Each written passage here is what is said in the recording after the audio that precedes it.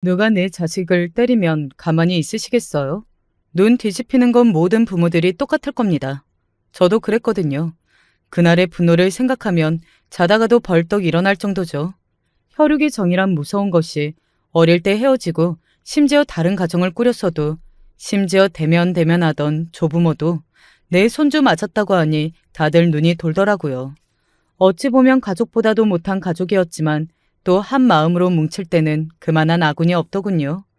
아직 그때의 분노가 충분히 풀리지는 않았지만 내 딸을 건드린 대가는 톡톡히 치르게 해줬으니 그나마 두 발 뻗고 잠은 잘 수 있답니다. 오늘은 그날의 이야기를 털어놓아 보려 합니다. 저는 서울에서 멀리 떨어진 어느 시골 마을, 방앗간 집 둘째 딸로 태어났습니다. 제 동네 나이대 여자들이 보통 그랬듯 교육보다는 집에서 살림을 배우고 방앗간 일을 도우는 게 집안에서 주어진 역할이었죠.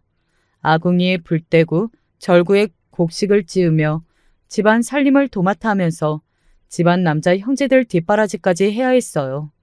저는 늘 그런 조선시대 같은 집안에서 답답함을 느꼈고 어떻게든 벗어나고 싶었어요. 지금이야 평범한 할머니지만 지금 생각해보면 제 기질은 그다지 고분고분하지 않았던 것 같아요. 아버지는 언니까지 고등학교에 보내주고 저는 집에서 일 돕다가 시집이나 가라는 주의였죠. 저는 아버지에게 저도 고등학교에 가고 싶다고 계속 쫄랐지만 아버지는 계집애가 기가 세다느니 암탉이 울면 집안이 망한다느니 하며 제 의견을 묵살했어요. 저는 결국 중학교 졸업식 날 결의에 차 가출을 시도했고 그 길로 서울로 가는 기차표를 끊어 무모한 상경을 강행했습니다. 미래에 대한 기대, 부모님이 알게 될 경우의 불안 등으로 발을 동동 구르며 서울로 가는 기차를 타기 위해 플랫폼에서 기차를 기다리고 있는데 기차역으로 들어오는 출입구에서 소란이 일어났습니다. 뒤를 돌아보니 저를 잡으러 온 아버지였어요.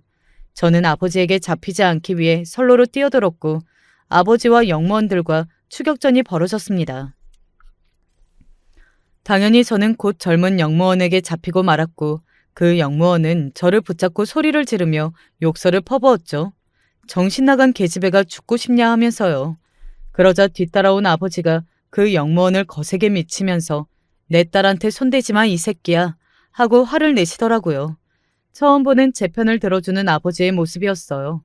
아버지는 영무원을 저에게 떼어놓고 제 손을 잡고 질질 끌고서 역 밖으로 나왔죠.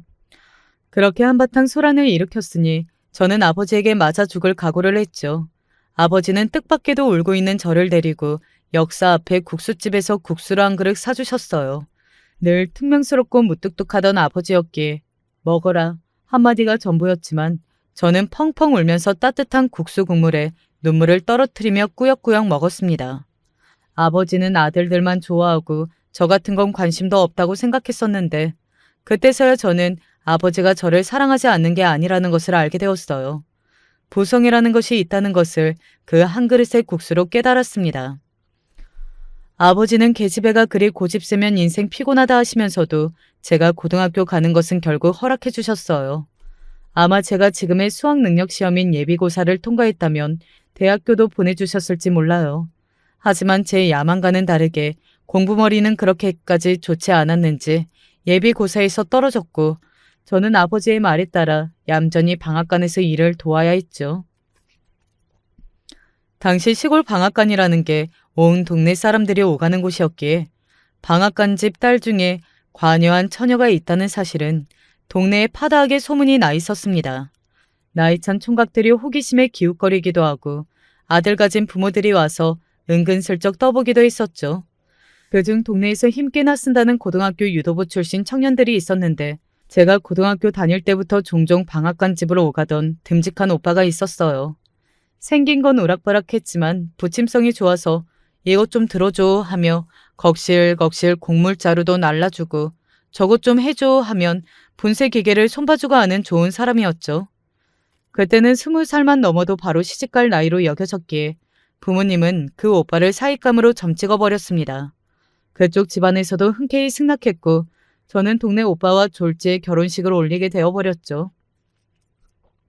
문제는 제가 그 오빠와의 결혼이 도저히 마음에 들지 않는다는 것이었어요. 아버지와 어머니에게 결혼하기 싫다고 울고불고 했지만 부모님은 요지부동이었죠. 저는 이놈의 시골 구석에 있다가는 내 청춘이 이렇게 가겠구나 하고 두 번째 가출을 감행했습니다. 이번에는 좀 더 심혈을 기울여서 아무도 못 쫓아오게 용이 주도하게 계획을 세워 집을 나섰어요. 약간의 옷가지와 그간 모아놓았던 돈, 그리고 미리 연락해두었던 이모 집에 전화번호가 적힌 종이만 달랑 들고 서울로 향했습니다. 이번에는 아무에게도 들키지 않고 성공했지만 기차에서 왜 그리 서럽게 눈물이 나던지요. 어찌저찌 이모 집에 찾아가서 이모에게 자초지종을 말하고 취직할 때까지만 신세를 지기로 했습니다. 이모에게 제 거취를 전해들은 부모님은 빨리 돌아오라고 성하였고, 그래서 급히 취직 자리를 알아보다가 봉제 공장에 취직하게 되었습니다. 나 성공해서 귀향할 거라고 큰 소리 떵떵 치면서 말이죠. 그 당시 근무 조건이란 지금은 상상도 할 수 없을 정도로 열악했어요. 노동법이나 노동시간 같은 것은 잘 지켜지지 않았고, 그나마 제가 취직했던 곳은 돈이라도 떼먹지 않은 곳이었기에 사정은 나은 편이었죠. 아침부터 밤까지 쉬지 않고 일을 하다 보니 건강도 점점 나빠졌고, 내가 이러려고 서울에 무모하게 올라왔나 싶어 매일 밤 눈물로 베개를 적셨습니다. 그렇다고 그냥 다시 고향으로 낙향해서 황소 같은 동네 오빠랑 결혼하자니 오기가 생겨서 끝까지 버텨보자 하고 하루하루를 힘겹게 보내고 있었어요. 그러던 어느 날 이모 집으로 퇴근하는데 문 앞에 낯익은 사람이 서 있는 겁니다. 자세히 보니 저와 혼담이 오갔던 그 동네 오빠 아니겠어요? 저는 놀라서 꿈인가 생시인가 하고 오빠를 보고 있었는데 오빠가 저에게 오더니 이 바보야, 쌀가루처럼 뽀얗던 얼굴이 왜 이렇게 상했어 하더라고요. 그 말이 제 서름을 건드렸는지 오빠 품에 안겨 펑펑 울고 말았죠. 그렇게 저는 동네 오빠와 극적인 만남을 가졌고 부모님의 의지가 아닌 저희들의 의지로 연애를 시작했어요. 오빠는 제 무모하다면 무모한 상경에 자극을 받아 자기도 운동을 포기하고 서울에 자리를 잡았다고 해요. 나름 지역에서는 괜찮은 실력이었지만 운동으로는 밥 벌어먹고 살기 어렵다고 판단했다나요. 그래서 서울에 있는 운동부 선배의 소개를 받아 꽤 좋은 보험회사에 취직을 했대요. 당시에는 능력보다 인맥이 더 통용되던 시기였기 때문에 가능했던 일이기도 하죠. 인맥으로 들어갔어도 운동하던 사람이라 근성이 있어서 금방 승진할 수 있었고, 연애한 지 조금 지나자 저희의 보금자리 하나 얻을 정도로 돈을 모을 수 있었답니다. 저와 오빠는 결국 연애 끝에 양가 부모님이 원하시던 결혼식을 올렸습니다. 결혼식도 우여곡절이 많았죠. 부모님은 제가 가출한 건 괘씸했지만 자식에게는 부모 없다고 결국 이해해 주셨어요. 그런데 문제는 제가 살던 동네가 옆집 수저가 몇 개인지까지 다 아는 곳이어서 방앗간 집 둘째 딸이 결혼하기 싫다고 집을 나갔다더라. 혼감 오가던 총각이 방앗간 집 둘째 딸을 따라서 서울로 갔다더라 하는 소문이 파다하게 난 상태였다는 것이었죠. 시댁에서는 당연히 반대가 심해서 제가 인사드리겠다고 찾아갔을 때 문정박대를 당하기까지 했습니다. 그런 저희의 결혼을 지지해준 사람은 이번에도 저희 아버지였어요. 이건 아주 나중에서야 어머니에게 들은 이야기인데요. 원래 잘 알던 사이였던 저의 아버지가 시아버지를 찾아가 단판을 지었다고 해요. 아버지는 원래 혼담도 오가던 사이였고 애들이 좋다는데 결혼시켜주자 하셨고, 그래도 시아버지는 반대하시면서 결혼시켰는데 그 집 딸이 또 가출하면 어찌할 거냐고 따지셨다고 해요. 그러자 아버지가 크게 화를 내시면서 이렇게 말씀하셨대요. 그냥 말 안 듣고 가출한 게 아니라 지 인생 지가 살겠다고 서울로 올라가서 취직해가지고 부모한테 손 안 벌리고 돈 벌어 살던 애다. 강단 있고 결단력 있는 야무진 애란 뜻이 아니겠냐.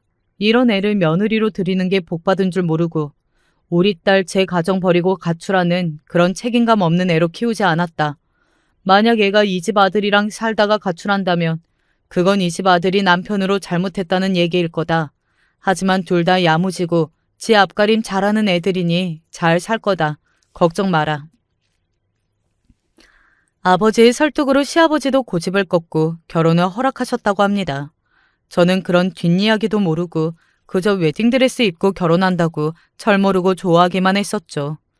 읍내 결혼식장에서 풍성하게 크림 올린 흰 케이크 같은 웨딩드레스를 입고 결혼식으로 올렸고, 말썽 많은 방앗간 집 둘째 딸 결혼한다고 동네에서 잔치도 크게 열었어요. 그렇게 저는 동네 오빠와 새로운 가정을 꾸리게 되었답니다.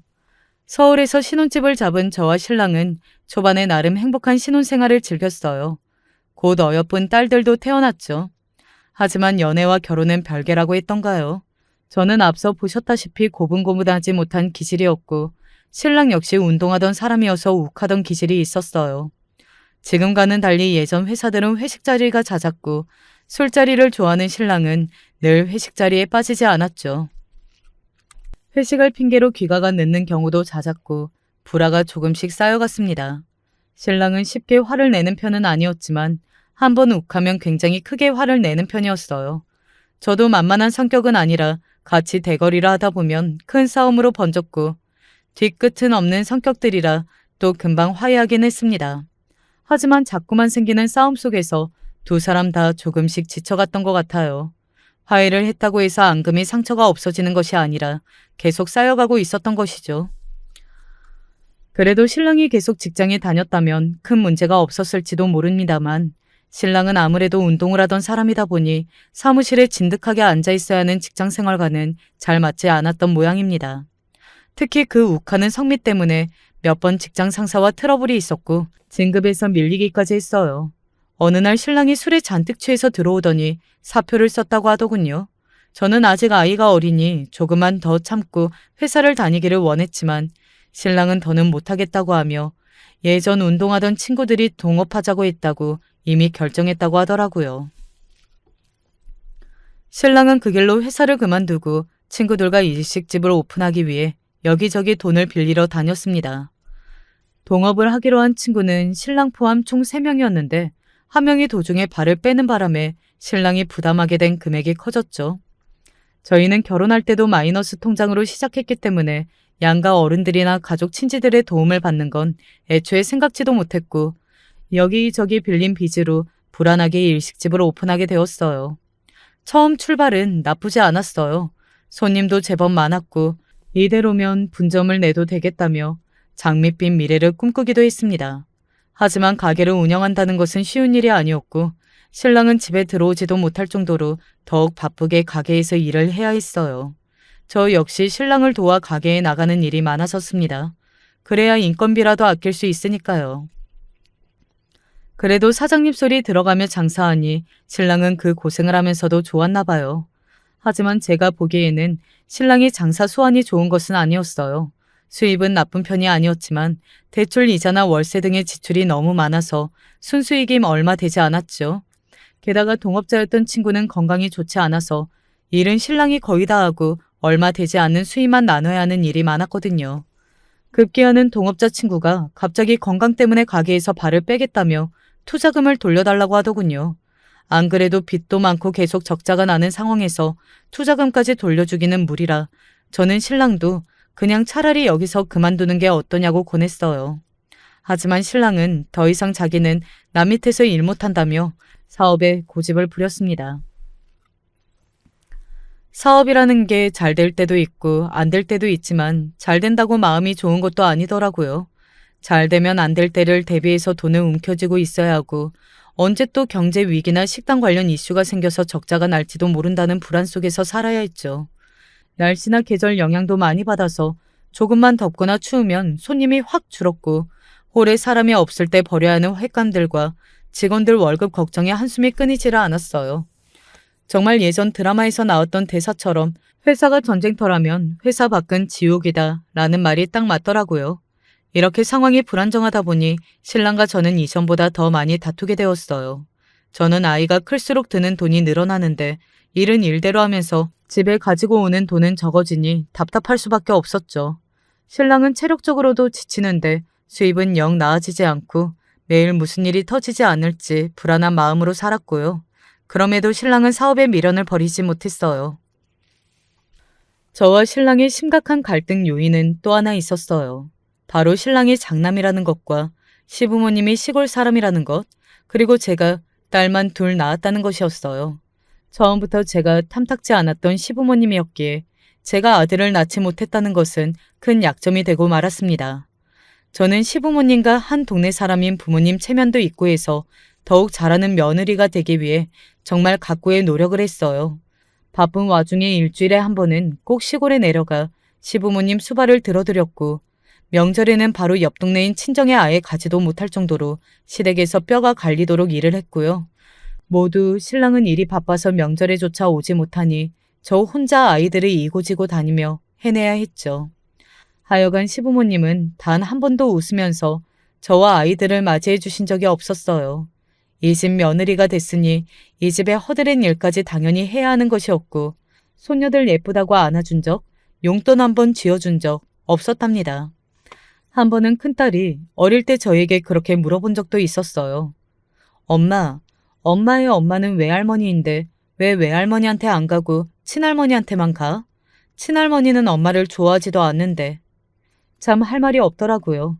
아이들도 알 정도로 시댁의 냉대를 받아가며 수발을 들었지만 정작 신랑은 제 고생을 알아주지 않더군요. 일주일에 한 번 아이들을 데리고 시부모님을 만나뵈러 간다는 건 정말 쉬운 일이 아니잖아요.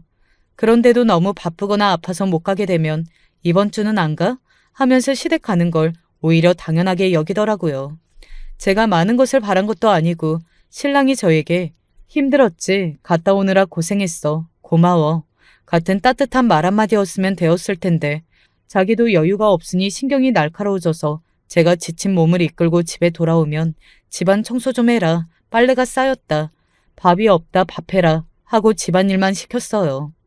제가 시부모님께 잘 하려는 이유는 신랑에 대한 나름의 애정과 그래도 내 가족의 한 부분이라는 책임감, 저의 부모님의 체면 등등의 이유들 때문이었지만 시댁과 신랑을 제 가족이라고 생각했던 것은 저만의 착각이었을지도 모릅니다. 시댁은 신랑까지만 자기 가족이라고 생각했던 것 같고 아들을 낳았다면 그 아들까지 자신들의 가족이라고 생각했겠죠. 신랑도 자식 자랑만큼은 극진했지만 저는 자기 대신 자기 부모님을 모시는 사람, 그리고 자기 자식 키워주는 사람 정도로만 생각하는 것 같았어요.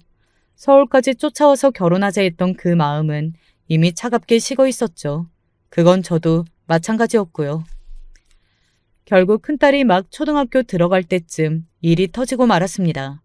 당시에 보증이라는 제도 때문에 많은 사람들이 피해본 거 아시지요? 하루하루 먹고 살기도 빠듯한 마당에 남편이 친척 보증을 잘못 써주는 바람에 갚아야 할 빚이 청정부지로 치솟아버린 거예요. 안 그래도 갚아야 할 빚이 많은데 보증빚이라니 그야말로 눈앞이 깜깜했습니다.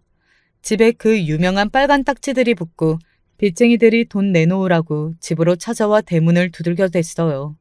신랑은 빚쟁이들에게 붙잡힐까봐 집에 들어오지도 못했죠. 겨우 빚쟁이들이 없는 틈을 타서 집에 온 신랑은 일이 이렇게 되어 미안하다고 하더군요. 저는 가슴을 치면서 눈물을 쏟았어요. 앞으로 어떻게 할 거냐고, 우리 애들 어떻게 할 거냐고요. 신랑과 오랜 상의 끝에 이렇게 하기로 결정했습니다. 빚은 반드시 갚을 것이고 빚을 변제받기 위해 파산 신청을 할 것이다. 그리고 이혼을 해서 법적으로 얽힌 것이 없도록 하자. 내 잘못으로 인해 우리 애들에게 피해가 가지 않기 위해서다. 신랑의 입에서 이혼이라는 말이 나오는 순간 저는 세상이 전부 무너지는 줄 알았습니다. 당분간이다. 법적으로 그렇게 할 뿐이지 멀리 떨어져 있더라도 곁에 없더라도 내가 아빠로서 모든 책임을 다할 것이다. 숨이 막히도록 우는 저에게 신랑은 믿음을 주기 위해 애를 쓰며 그렇게 말했지만 그걸 어떻게 장담할 수 있겠어요.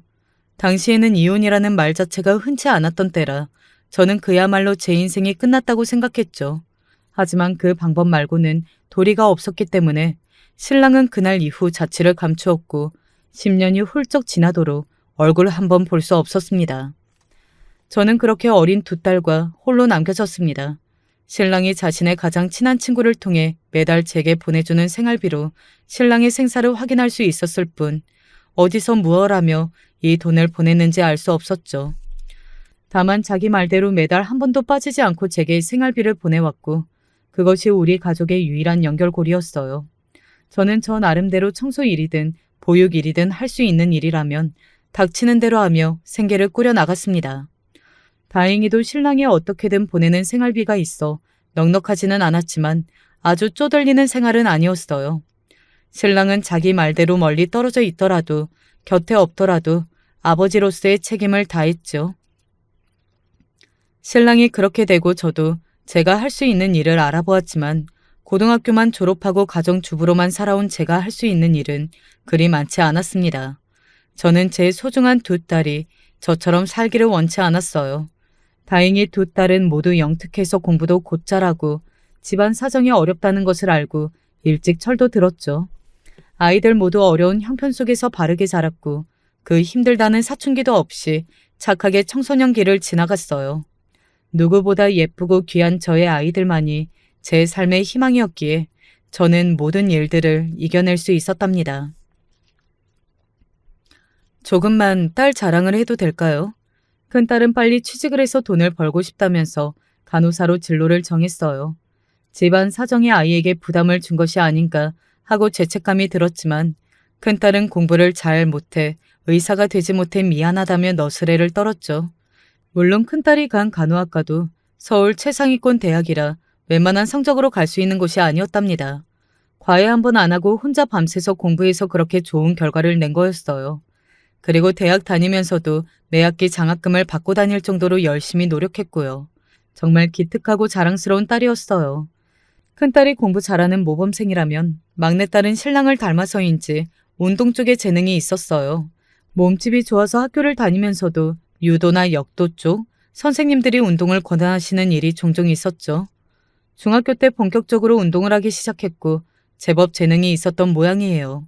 자기 꿈이 국가대표 선수라니 말리지는 못하고 입시학원도 끊어주긴 했지만 여자아이인데도 매번 붕대를 감고 다니고 온몸에 멍이 들어서 다니는 모습이 참 안쓰럽더라고요. 그래도 여자 셋만 있는 집안에 막내가 있어 든든했던 건 사실이에요. 어릴 때부터 누가 자기 언니를 괴롭힌다고 하면 나서서 응징해주고 오는 대장부 같던 막내였죠. 본인도 그걸 느꼈는지 자기가 강해져야 된다고 무리하게 훈련하기도 했어요. 결국 고등학교 때 큰 부상을 당해서 선수로 가는 길은 중단되어 버렸고 조금 방황을 하긴 했지만 대신 스포츠 교육 쪽으로 진로를 정해 자기 나름 꿈을 이어가게 되었습니다. 큰딸이 대학교 졸업을 앞두고 있었을 즈음 자취를 감추었던 신랑이 갑자기 찾아왔어요. 저녁에 찾아올 사람이 없는데 배를 누르길래 누군가 하고 봤는데 웬 중년 남자가 서 있더라고요. 처음에는 정말 못 알아볼 정도였어요. 하지만 곧 모두들 서로를 알아보았고 신랑과 저 큰딸과 막내딸 모두 부둥켜 안고 울었죠. 신랑 역시 저를 보고 너무 변해 놀랬다고 했고 두 딸들이 더 이상 아가가 아니라 어엿한 숙녀로 자라 놀랐다고 하더군요. 10년이 넘는 세월이었고 그동안 둘 다 몸고생 마음고생 심했으니까요. 신랑은 드디어 빚을 모두 다 청산했다며 이제는 딸들이 아빠 보고 싶으면 언제든 볼 수 있다고 하더군요. 드디어 그날이 온 거였어요. 하지만 신랑은 어쩌면 예상 가능했던 고백을 했습니다. 바로 다른 사람과 이미 재혼했다는 말이었어요. 물론 직접 들으니 충격이 없는 것은 아니었지만 또 생각보다는 충격이 크지는 않았어요. 사실 몇 번을 예상했던 일이기도 했어요. 신랑이랑 이미 보증으로 인해 갈라서기 전부터도 서로에게 연애할 때의 사랑보다는 부부로서의 의무와 아이들과의 부모로서의 책임으로 같이 살았었고 몸이 떨어지면 마음도 멀어진다고 하잖아요. 신랑이 이미 다른 여자와 살고 있을 거라는 가능성이 적지는 않았죠. 아이들이 제일 걱정이긴 했는데 딸들은 너무 오랜만에 보는 아빠를 어색해했고 막내는 아예 아빠가 생각도 나지 않는다고 하더라고요. 그래서 아빠가 이미 다른 사람이랑 재혼했다는 소식을 듣고서도 큰 동요는 없었어요. 큰딸 같은 경우에는 오히려 저를 걱정하면서 지금까지처럼 앞으로도 우리 여자 셋이 같이 살면 된다고 씩씩하게 위로해 주었고요. 아빠와 같은 운동까지 하며 아빠에 대한 그리움이 남아있던 막내는 아빠가 다른 가정을 꾸렸다는 사실에 서운함을 느끼는 것 같았지만 신랑이 계속 내 혈육인 우리 딸들은 내가 끝까지 책임진다며 안심을 시켜줬어요. 그렇게 저와 신랑은 공식적으로 남남이 되었습니다. 아니 공식으로는 이미 남남이었고 제가 몰랐을 뿐이었죠. 하지만 지금까지와는 달라진 것도 없었고 저도 오랜 시간 혼자 지내는 것이 익숙해져서인지 별 느낌이 없더라고요. 아이들이 없을 때 따로 한번 만나서 이야기를 들어보니 참 힘들게 살았더군요. 투잡, 쓰리잡, 안 해본 일이 없었고 돈을 많이 버는 일이라면 산이든 바다든 가리지 않고 전국 팔도를 다녔대요. 신용 불량자라서 집을 얻는 것 하나 쉬운 게 없었고 건강도 많이 안 좋아져서 암 수술도 한번 했다고요. 그런 얘기를 듣고 나니 다른 여자랑 새 살림을 차렸다는 것에 서운함이나 배신감 같은 것을 느낀다기보단 그간의 세월이 느껴지는 신랑을 보고서 불쌍함만 느껴졌어요. 예전에 그 건장했던 체격은 어디 가고 비쩍 마르고 또래 다른 사람들보다 10년은 더 늙어 보이는 모습을 보니 그저 고생했다 한마디밖에 나오지 않았어요. 생전 아이들에게 빚이 넘어가지 않도록 성실하게 다 갚았고 그 와중에 꼬박꼬박 생활비도 부족하지 않게 보내주었던 것만으로도 감사하게 여기기로 했습니다. 전처럼 매주 가지는 않았지만 그래도 한 달에 한 번은 꼭 시부모님 댁에 찾아뵙고 며느리 역할을 계속 해왔었어요. 하지만 이제는 마침내 그 역할에서도 벗어날 수 있었죠. 시부모님은 그동안 신랑이 빚을 많이 지고 도피 생활을 하면서부터 저에게나 딸들에게 조금은 미안해하는 기색을 비치시더군요. 그러다 신랑이 돌아와 재혼했다는 이야기를 들으시고는 오히려 신랑을 욕하고 저를 동정하시더라고요. 조강지쳐 버린 썩을 놈이라면서요. 이제는 신랑의 새 아내가 시부모님 수발을 들어야겠죠. 후련하더군요. 덕분에 저는 늙음하게 저희 부모님에게 오롯이 효도할 수 있게 되었어요.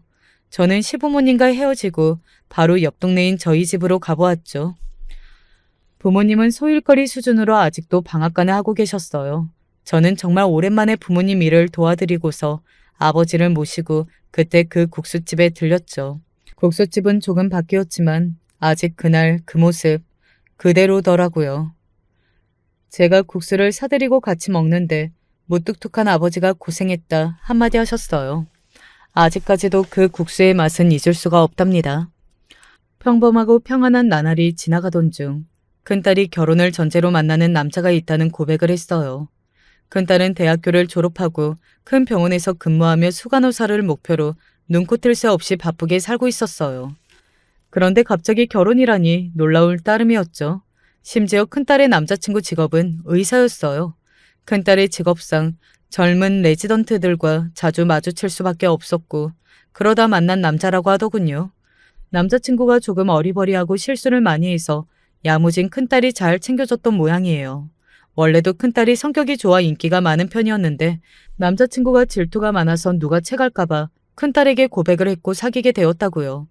둘 다 바빠서 몇 번 헤어지기도 하면서 꽤 오랜 연애를 했고 남자친구가 개원하면서 청혼을 했대요. 큰딸도 거절도 해보고 고민도 많이 해봤지만 남자친구와 헤어지면 자기 죽을 거라느니 하면서 난리를 피웠다네요. 결국 큰딸도 청혼을 받아들이기로 결심했다고 하더군요.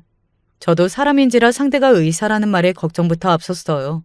저희 집은 전혀 잘 사는 집도 아니고 아들이 의사라면 그 집 사람들이 큰딸을 탐탁치 않게 볼 수도 있었을 텐데 처음부터 마음에 들지 않는 며느리였던 제가 그 서름을 겪어보았기 때문에 큰딸은 그 고생을 하지 않기를 바랐거든요. 시댁에서 예쁨 받고 사랑받기를 바랐어요. 누구보다 귀한 제 자식이었으니까요. 애비 사위가 먼저 저희 집으로 찾아와 인사를 했고 큰딸이 그쪽 집으로 가 나중에 인사를 드렸어요.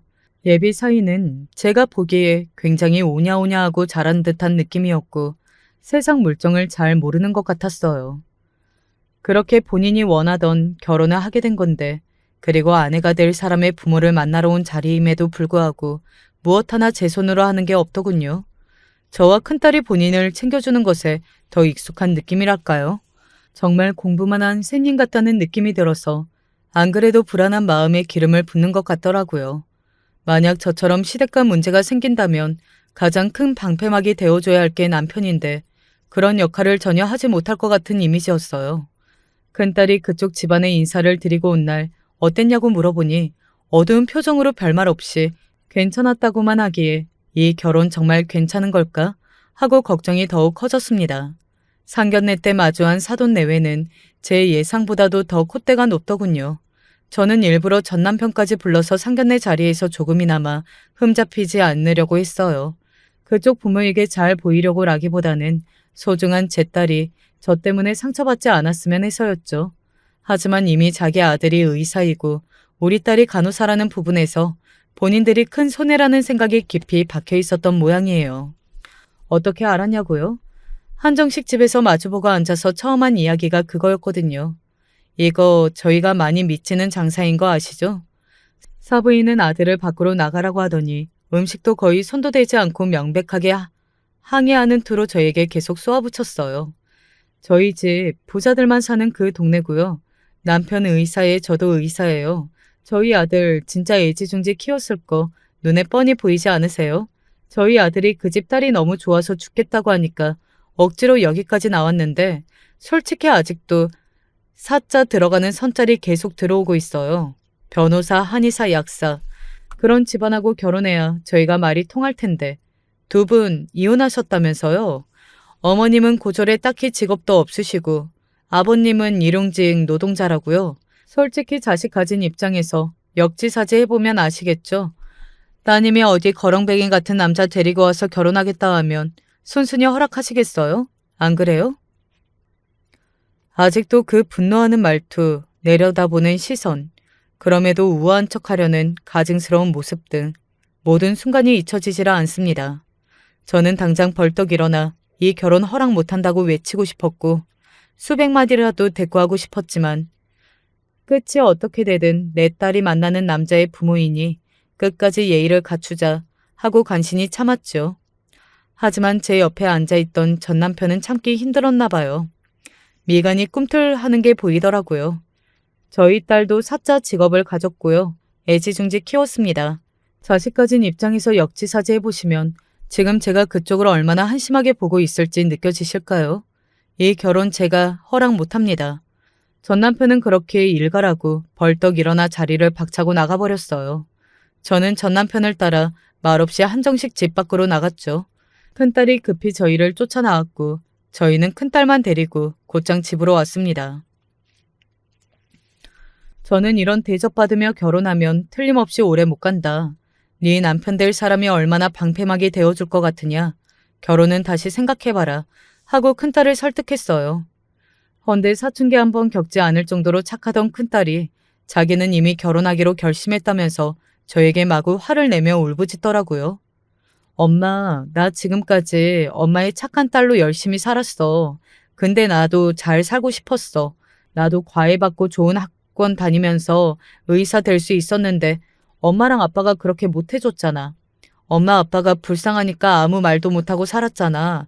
나 내 자식한테는 의사 아빠 만들어주고 싶고 부자들 사는 데서 살고 싶고 뭐 먹고 싶다, 뭐 사고 싶다, 뭐 하고 싶다. 자유롭게 말할 수 있는 환경 만들어주고 싶어.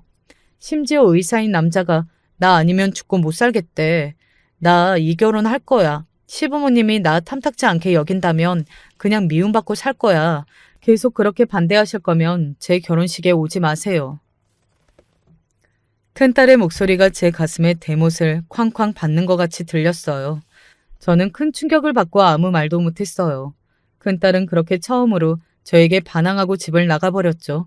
그 모습은 영락없이 가출을 감행하고 철도 위를 도망쳐 나가던 제 모습, 제 기질 그대로였어요. 아, 그래. 저 아이에게도 내가 품었던 그런 청운의 마음이 있었구나. 있었는데 부모가 불쌍해서 누르고 산 거였구나. 하고 깨달았죠. 평생을 착하게만 살아왔던 딸이 그렇게 결혼을 하고 싶다는데, 솔직한 말로 신분 상승을 하고 싶다는데 제가 어떻게 더 말리겠어요. 저는 그날 이후 더 이상 큰딸에게 가타부타 이야기하지 않고 큰딸이 하는 대로 따랐어요. 전 남편도 처음에는 결혼 못하게 막자고 했지만 제가 우리 딸 하고 싶은 대로 하게 두자고 설득했고요. 그 집에서 보기에는 저희가 거렁뱅이로 보였겠지만 그래도 혼수 섭섭하다 말라오지 않게 집 보증금에 모아두었던 금은보화 다 팔아서 좋은 걸로 해주었어요. 물론 그마저도 성에 차지는 않았을 테지만요. 결혼식장에서 사돈댁을 다시 만났는데 눈도 마주치지 않았죠. 하고 싶은 말은 많았지만 모두 삼켰습니다. 제 딸을 위해서요. 누구나 꿈꿀 만한 호화스러운 결혼식에서 큰딸은 세상 가장 아름다운 신부였어요. 눈물이 흐르는 것을 애써 참았죠. 결혼식에 저희 친지들은 아주 소수의 인원만, 그것도 입단속 단단히 시키고 들어올 수 있도록 식사도 따로 내준 방에서 하게 했어요. 사돈댁에 누가 되지 않게 결혼식에 참석하고서 조용히 결혼식장을 빠져나오는 것이 저희의 임무였거든요. 저와 전 남편은 불청객일 뿐이었으니까요.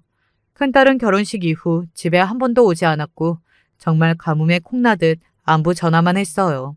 시댁에서 시부모님을 모시고 산다고 했었고 남편 도와서 병원 일 하게 해도 바쁠 테니 아마도 전화할 시간이 많지는 않았겠죠. 막내어는 간혹 만나는 것 같았는데 막내도 언니가 입단속을 했는지 아무리 캐물어도 그냥 잘 지내고 있다는 말 외에는 별말을 안 하더라고요. 정말 잘 지낼 리 없는데 그 여린 속이 새까맣게 썩고 있을 텐데 저는 큰딸 걱정으로 매일 밤을 지새웠죠. 아버지도 저를 시집 보내놓고 이런 심정이셨을까요? 그렇게 큰딸이 결혼하고 시간이 1년 정도 흘렀어요. 막내가 어느 날 언니를 만나고 와서 한숨을 푹푹 쉬는 거예요. 제가 왜 그러냐고 물어보니 굉장히 주저주저하다가 휴대전화로 사진 한 장을 저에게 보여주었어요. 사진 속에는 그토록 그리던 큰딸이 있었죠. 조금 말랐지만 본인이 원하던 우아한 의사 부인의 모습을 하고 있더라고요. 저는 저도 모르게 아유 우리 딸 이쁘네 했어요. 그런데 막내가 아니 엄마 좀 자세히 봐봐 하면서 사진을 확대하더군요. 머리카락에 가려진 눈끝 쪽이 조금 거무주축했어요. 그림자인가 하고 자세히 보는데 막내가 커피를 들고 있는 큰딸의 손목 쪽도 확대해서 보여주었어요. 가느다란 손목엔 선명하게 푸른 멍이 들어있었죠. 설마 아닐 거야 하며 몇 번이고 사진을 들여다보았어요. 막내가 사진을 보여준 이유는 제가 생각하는 이유와 같았어요. 분명 멍자국이었어요. 막내는 다른 날 찍은 사진도 보여주더군요. 언니와 같이 찍은 사진이었는데 종아리에 붕대를 감고 있더라고요. 이건 뭐야? 왜 붕대를 했대? 언니 말로는 그릇을 떨어뜨려서 유리 파편이 튀는 바람에 꿰맸다는데 아무래도 이상해. 만날 때마다 어디를 다쳤다는 거야. 오늘도 청소하다가 넘어져서 다쳤다는데 내가 운동해서 잘 알잖아. 이건 넘어져서 생긴 상처가 절대 아니야. 얼굴은 어디 찧어서 그렇다 쳐도 이 손목에 난 멍은 분명 누가 세게 잡아서 생긴 거야. 저는 막내의 휴대전화를 떨어뜨렸고 그 자리에 풀썩 주저앉았어요. 세상 가장 어여쁜 내 딸이 시집가서 맞고 살고 있다고? 그 도도하고 고급스러운 사람들이 내 딸을 때린다고? 저는 치미는 분노와 혼란 때문에 숨도 쉬지 못하겠더라고요. 막내는 한숨을 푹푹 쉬며 언니가 엄마 걱정한다고 절대 말하지 말라고 했는데 나도 너무 답답해서 아무리 캐물어도 넘어졌다느니 하는데 아무래도 거짓말 같고 만약에 언니가 정말로 맞고 살고 있는 거면 어떻게 해? 우리 언니 불쌍해서 어떻게 해? 막내는 그 큰 덩치에 서럽게 울었고 저도 막내를 끌어안고 서럽게 울었어요. 며칠을 멍하니 보냈던 것 같아요. 그러다 도저히 가만히 있을 수가 없겠더라고요. 그래서 처음으로 큰 마음 먹고 우리 딸 보고 싶으니 한 번만 만나자고 문자를 보냈어요. 한참 답이 없다가 집으로 온다더군요. 그래서 저는 급히 장을 봐서 큰딸이 좋아하는 소시지, 감자볶음, 매실 장아찌 등 할 수 있는 반찬들을 잔뜩 해놓고 큰딸이 오기만을 기다렸어요. 몇 시간 후에 큰딸이 비밀번호를 누르고 집으로 돌아왔어요. 큰딸이 처음에 희미하게 웃으며 들어왔지만 저와 눈이 마주치자마자 닭똥 같은 눈물을 뚝뚝 흘렸죠. 그 모습을 보고 억장이 무너져서 큰딸을 끌어안고 엉엉 울었던 것 같아요. 큰딸도 오래전 5살 아가처럼 제품해서 엉엉 울었고요. 그 모습을 보던 막내까지 다 같이 울음바다가 되었어요. 저는 먼저 큰딸 얼굴에 난 멍과 손목에 난 멍부터 확인했어요. 희미해지고 있긴 했지만 분명 멍자국이었죠. 저는 일단 큰딸이 또 도망이라도 칠까봐 식탁에 앉혀놓고 밥부터 먹였어요. 큰딸은 엄마 밥이 너무 그리웠다고 하면서 밥을 2공기나 먹었어요. 그 돈 많고 떵떵거리는 집안에서 얼마나 스트레스를 받았으면 이렇게 애가 비쩍 말랐을까. 저는 속으로 그렇게 생각하며 말없이 큰딸의 밥 공기를 계속 채워주었어요. 한편으론 국수를 먹이던 아버지의 심정이 이랬겠구나 생각하면서요. 밥 든든히 먹고 큰딸이 잠시 졸리다면서 소파에서 잠이 들었어요. 그동안 막내는 큰딸이 잠든 사이에 휴대전화를 들고 가서 잠금을 해제하고 증거를 찾았습니다. 그 장면들을 제 눈으로 보는 것은 정말 참담하기 이를 데 없더군요. 큰딸 휴대전화의 사진 앨범에는 동영상이 많이 있었어요. 아마도 홈캠 같은 영상이었던 것 같았죠. 최근 영상을 재생해 보았고 으리으리한 집안 거실의 모습이 보였어요. 그 속에서 큰딸이 일 끝나고 집에 들어오자마자 그 집 시모가 다가오더니 와인병 같은 것을 집어 던지는 장면이 찍혀 있었죠. 와인병을 얼굴에 맞은 큰딸이 자리에 주저앉았고 시모는 큰딸의 손목을 잡고 질질 끌고서 어디론가 가는 장면이었어요. 다른 동영상들도 비슷했습니다. 아마도 큰딸이 무슨 일이 생길 경우 증거 자료로 남겨놓으려고 한 것 같았어요. 어떤 영상에는 시모가 도자기를 큰딸에게 집어 던지는 바람에 도자기가 와장창 깨졌는데 그 파편이 큰딸 다리를 스치고 지나가면서 붉은 피가 보였어요. 큰딸은 다리를 움켜쥐고 주저앉더군요. 또 다른 영상에서는 아예 대놓고 큰딸의 뺨을 후려 갈겼고요. 더 기가 막힌 장면은 그 옆에 사위가 멀뚱히 서 있는 것이었어요. 자기 아내가 시모에게 맞고 있는데 마치 남의 일인 것처럼 보고만 있었어요. 영상들을 보면서 저는 처음으로 사람에게 살의를 느낄 정도였습니다. 막내는 그 영상들을 자기 노트북에 옮겨놓고 아무 일 없었다는 듯 자리에 가져다 놓았어요. 큰딸은 곧 잠에서 깨어나 늦으면 안 된다면서 급히 돌아가더군요. 마치 큰일이라도 난 것처럼 겁에 질려서요. 저는 정말 보내고 싶지 않았지만 일단 그 지옥 같은 집으로 돌려보냈어요. 그리고 전 남편을 호출했죠. 전 남편은 막내의 노트북으로 큰딸이 맞는 동영상을 보았고 저는 사람 눈에서 안광이 보이는 것을 처음 느꼈어요. 전 남편은 그대로 두면 당장 달려가 그 집안 사람들을 다 잡아 죽일 것 같은 기세로 가만히 있지를 못했어요. 저는 혹여 큰딸에게 피해가 가서는 안 된다. 화가 난다고 막 행동하지 말고 차분히 방법을 생각해보자 하며 전 남편을 막아보려 했지만 흥분한 전 남편은 씩씩거리며 어디론가 전화를 했어요. 잠시 후 저희 집 앞으로 승합차 한 대가 섰고 한눈에 봐도 조폭 같은 사내들이 우르르 내리는 것이 아니겠어요?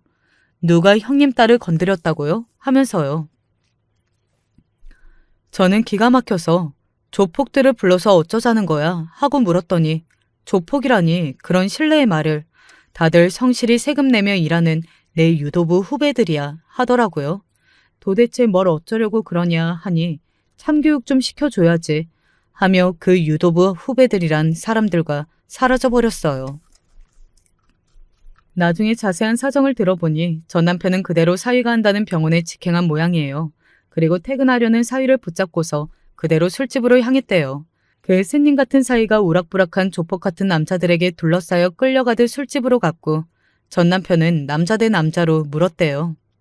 내 딸이 그 집에서 학대당하고 있는 증거 자료가 있다. 남자라면 당연히 제 처자식 목숨을 걸고서라도 보호해야 하는 거 아니냐. 그런데 그걸 보고만 있어? 네가 사내 새끼라면 결단을 내려라. 너는 네 처를 보호할 거냐 아니면 보내줄 거냐. 만약 계속 이런 일이 지속된다면 나는 내 딸을 지키기 위해서 절대 가만히 있지 않을 것이다. 불안하고 초조한 하루가 지나고 큰딸에게서 전화가 왔어요. 엄마, 나 시모한테 뺨 맞았어. 집에 갈래. 힘없고 흐느끼는 목소리였죠. 저는 그 길로 당장 큰딸이 있는 그 집으로 향했어요. 앞뒤 보이지도 않았고 전 남편에게 짐을 실어야 할지 모르니 차를 가지고 오라고 연락했죠. 민경이가 시모한테 맞았대. 지금 데리러 가 하고서요. 택시를 타고 집 앞에 도착했는데 세상에 그 미친 시모가 큰딸의 머리채를 잡고 있는 거 아니겠어요? 큰딸은 집에서 나오려고 했는지 큰 가방이 바닥에 던져져 있더라고요. 큰딸은 벗어나려고 몸부림쳤지만 시모가 악다구니를 쓰며 큰딸의 머리채를 잡고 놔주지라 않더군요. 네가 감히 내 아들을 버리고 이혼을 하겠다고? 어딜 가려고? 절대 못 가. 제가 눈이 뒤집혀져서 큰딸에게 달려가려는데 전날 저희 집 앞에 왔던 그 승합차가 끽 하는 마찰음을 내며 거의 시모를 칠 듯 정지했어요. 그 바람에 시모가 물러났고 제가 뛰쳐나가 큰딸을 감싸 안으며 보호했어요. 시모는 다시 큰딸에게 달려들려고 했지만 승합차에서 우르르 내리는 덩치들을 보더니 더 이상 달려들지 못하고 움찔하더군요. 저는 큰딸에게 차에 가 있으라고 하고 시모에게 달려들었어요. 제 입에서는 제 의사와 상관없이 비명 같은 고함이 터져 나왔죠. 내 딸한테 손끝 하나 대면 다 죽여버릴 거야. 그리고서는 시모의 따귀를 사정없이 갈겼어요. 처음으로 누군가를 때려본 순간이었죠. 시모가 길길이 날뛰며 제게 달려들려고 했지만 전 남편의 지인들이 막아섰기 때문에 함부로 달려들지 못했어요. 저와 큰딸은 전 남편의 친구들의 보호 속에서 그 악몽 같던 자리를 떴습니다. 시모는 분에 못 이겨 뒤에서 소리를 지르고 난리를 치는 것 같았지만 이젠 상관없었어요. 내 딸이 집에 오고 싶어 했고 저는 딸을 따뜻하게 맞이할 일만 남아 있었죠. 그 뒤 저녁부터 거의 매일 사위가 집으로 찾아온 모양이었어요. 하지만 저희 집을 지키고 있는 전 남편의 친구들과 후배들이 보디가드들처럼 철통같이 저희 집을 지키고 있었기에 아예 코빼기도 볼 수 없었어요. 하루는 막내가 그놈을 집 앞에서 마주쳤는데 너무 화가 나서 바닥에 매다 꽂았다고 하더라고요. 잘했다고 해주었죠. 큰딸에게 자초지종을 들어보니 사위도 그 미친 시모에게 학대당하면서 자랐다고 해요. 하지만 거의 세뇌당한 수준이라 자기 엄마에게 벗어나지를 못했고 부모가 자식을 때리는 건 그럴 수 있는 거라고 생각했다네요. 큰딸은 자기마저 사위를 떠나면 그 사람이 너무 불쌍해서 떠나지 못하고 있었는데 그날 집에 와서 제가 차려준 집밥을 먹으면서 자기도 엄마의 소중한 딸이라는 사실을 깨달았대요. 맞아요. 누구보다 소중한 제 자식이죠. 의외인 점은 성인이 되고서 거의 큰딸 얼굴을 보지도 못했던 제 부모님과 시부모님도 분노를 금치 못했다는 것이었어요. 이제는 90세가 다 된 연세였는데도 제가 아버지에게 아버지, 제 딸이 시댁에서 맞고 살다 돌아왔어요. 하고 신세 한탄을 했더니 그게 시부모님 귀에도 들어갔나 봐요. 동네는 좁지만 그 자식의 자식들까지도 성인이 되었다 보니 한 다리만 건너면 판사며 변호사며 죄다 있더군요. 시아버지는 내 손주가 억울한 일을 당했다는데 가만히 있을 수 없다 하면서 그분들을 소개시켜 주셨어요. 상대 집안이 큰 로펌을 끼고 소송을 진행했는데 저희도 다행히 그에 지지 않는 큰 로펌과 연이 닿아서 큰딸이 이혼 소송을 진행하는 데 많은 도움을 되었어요. 이미 증거 자료도 많았고 사위도 순순히 사실들을 인정해서 질이 명렬했던 이혼 소송은 큰딸에게 좋은 방향으로 마무리되었어요. 큰딸은 조금 쉬다가 다시 간호사로 취직해서 평안한 나날을 되찾아가고 있습니다. 혈연이라는 것이 참 신기하다고 느껴졌어요. 저와 저의 아버지도 그러했고 제 전남편과 시부모님도 큰딸과 제 전남편도 큰딸의 남편이었던 예전 사위도 그 미친 시모에게는 소중한 자식이겠죠. 저에게는 시부모님과 전남편이 결코 좋은 가족이라고 볼 수 없었지만 또 제 딸이 위기에 닥치니 한 마음으로 나서서 도움을 주었고요. 그 끈끈한 인연은 절대 사라지지 않는구나 하고 생각하게 되었습니다. 저와 딸들은 다시 평범한 일상을 지내고 있답니다. 저는 큰딸 다시 살찌우기 프로젝트에 들어가서 매일 10첩 밥상을 차려주고 있어요. 큰딸은 자기 더 살찌면 다시 연애 못한다고 귀여운 투정을 부릴 정도로 밝은 모습을 되찾았죠. 얼마 전에는 막내가 자기 남자친구라며 웬 거구와 덩치를 데리고 왔는데 지 아빠를 쏙 빼닮아서 한참을 웃었네요. 앞으로 우리 가족에게 이렇게 웃는 일만 가득했으면 좋겠습니다. 설령 어떤 일이 또 생기더라도 잘 이겨낼 수 있을 거예요. 결코 사라지지 않는 가족이란 인연의 끈이 있으니까요. 안녕하세요. 저는 김영순이라고 합니다. 나이는 올해로 70이 되었고 농사를 짓다 몸이 좋지 않아 이번에 구리로 올라와 아들네외 집에 얹혀 살고 있습니다. 제가 오늘 이렇게 사연을 보낸 건 얼마 전에 만나 어떤 무서운 한 남자 때문입니다. 먼저 제 소개를 하자면 저는 아들만 셋입니다.